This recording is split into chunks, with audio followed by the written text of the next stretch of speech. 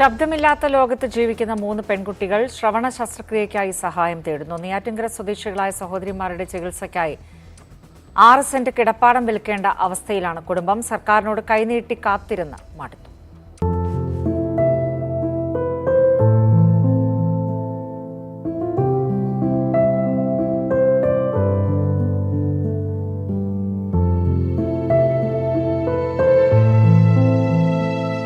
മൂന്ന് പെൺകുട്ടികളുള്ള വീട് ഒരിക്കലും മൂകമായിരിക്കില്ല.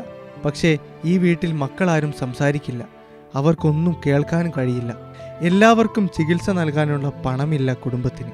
ഈ അമ്മയുടെ നെഞ്ചു പൊട്ടുന്ന വാക്കുകളിലുണ്ട് എല്ലാം. നമ്മുടെ കയ്യിൽ പൈസ ഇല്ല. അപ്പോൾ ഞാൻ പറഞ്ഞു, മോൾക്ക് 16-15 വയസ്സായല്ലോ. അപ്പോൾ ഞാൻ എൻ്റെ പൂജ ഇനി 6ാം ക്ലാസ്സിലല്ലേ, അവൾ കുറച്ചുകൂടി ഒന്ന് കേട്ട് കുറച്ച് പഠിച്ച് വരട്ടെ എന്ന് പറഞ്ഞു. കുറേന്ന് വന്നിട്ട് അമ്മ, അപ്പോൾ അമ്മയ്ക്ക് എനിക്ക് കേൾക്കണ്ടേ അമ്മ എന്ന് അവൾ ചോദിച്ചു. അപ്പോൾ എൻ്റെ ചങ്കങ്ങ് പൊട്ടിപ്പോയി.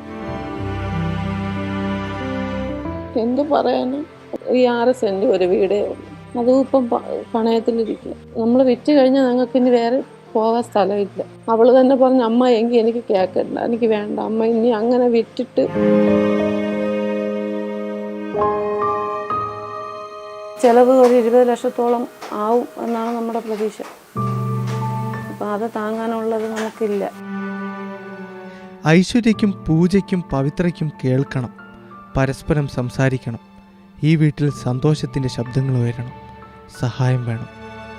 തിരുവനന്തപുരത്തു നിന്നും ആതിഫ് മുഹമ്മദ്, ഏഷ്യാനെറ്റ് ന്യൂസ്.